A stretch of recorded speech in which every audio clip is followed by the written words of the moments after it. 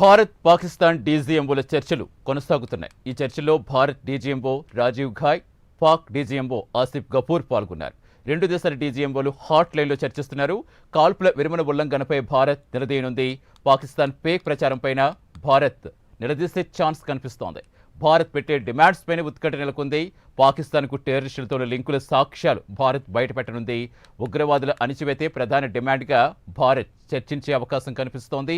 ఉగ్రవాదులను భారత్కి అప్పగించడం, ఉగ్రవాద సంస్థలపై నిషేధం విధించడంపై భారత్ డీజీఎంఓ చర్చించనున్నారు. పాక్ ఆక్రమిత కశ్మీర్ పైన చర్చించే ఛాన్స్ ఉంది.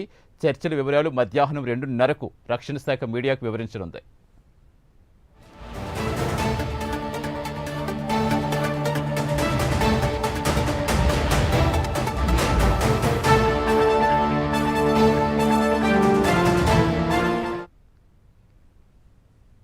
హాట్ లైన్లో భారత్ పాక్ డీజీఎంఓల చర్చలు సాగుతున్నాయి. పూర్తి సమాచారం ఇచ్చేందుకు మా కరెస్పాండెంట్ చంద్రశేఖర్ జాయిన్ అవుతున్నారు. చంద్రశేఖర్, ఇంకా ఏ అంశాలపై ప్రధానంగా చర్చిస్తున్నట్టుగా ఏమైనా ఇన్ఫర్మేషన్ వస్తుందా?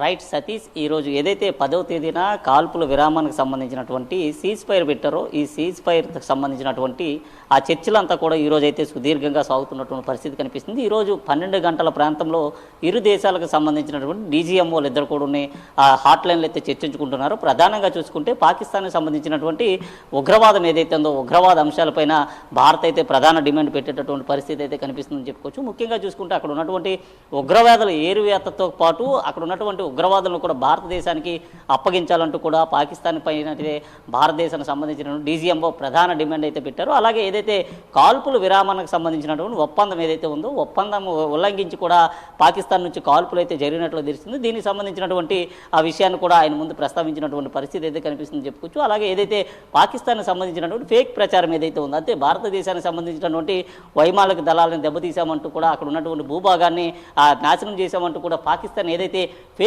ప్రచారాలకు తెరతీసిందో, ఈ ఫేక్ ప్రచారాలకు సంబంధించి కూడా దీనిపైన చర్చించే అవకాశం ఉంది. అలాగే ఏదైతే పాకిస్తాన్కి సంబంధించినటువంటి కొంతమంది ఆర్మీ అధికారులతో అక్కడ ఉన్నటువంటి ఉగ్రవాదులకి లింకులు ఉన్నాయంటూ కూడా ఇప్పటికే భారతదేశానికి పలు కీలక ఆధారాలు అయితే లభ్యమయ్యాయి. ఈ కీలక ఆధారాలన్నింటినీ కూడా ఈరోజు హాట్ లైన్లో పాకిస్తాన్కి సంబంధించినటువంటి డీజీఎంఓ ఉందైతే ప్రస్తావించేటటువంటి అవకాశం ఉందని చెప్పుకోవచ్చు. ముఖ్యంగా చూసుకుంటే పాకిస్తాన్కి సంబంధించినటువంటి అంశాలతో పాటు పీఓకేకి సంబంధించినటువంటి ఆక్రమిత కాశ్మీర్ ఏదైతే ఉందో, జమ్మూ కాశ్మీర్ విషయాన్ని కూడా ఈరోజు డీజీఎం ముందైతే ప్రస్తావించేటటువంటి అవకాశం ఉంది. అయితే వాడి వేడిగా కూడా ఇరు దేశాలకు సంబంధించినటువంటి డీజీఎంఓలకు సంబంధించినటువంటి చర్చలు అయితే కొనసాగుతున్నాయి. చర్చల అనంతరం కూడా ఏం జరుగుతుందనే అంశం అయితే ప్రస్తుతం ఉత్కంఠభరితంగానే ఉందని చెప్పుకోవచ్చు. రెండు దేశాలకు సంబంధించినటువంటి డీజీఎంలు ఇప్పటికే చర్చించుకుంటున్నటువంటి పరిస్థితి ఉంది. దీనికి సంబంధించినటువంటి అన్ని అంశాలను కూడా, అంటే పాకిస్తాన్కి సంబంధించినటువంటి ఎన్ని తప్పుడు ప్రచారాలు చేశారో, లేదా ఎటువంటి ఫేక్ ప్రచారాలు చేశారో, లేదా అక్కడ ఉన్నటువంటి ఆర్మీ జవాన్లు ఇక్కడ ఉన్నటువంటి సాధారణ పౌరులపైన ఏ విధంగా కాల్పులు జరిపారు, ఎక్కడెక్కడ కాల్పులు జరిపారు, ఎన్ని ప్రాంతాల్లో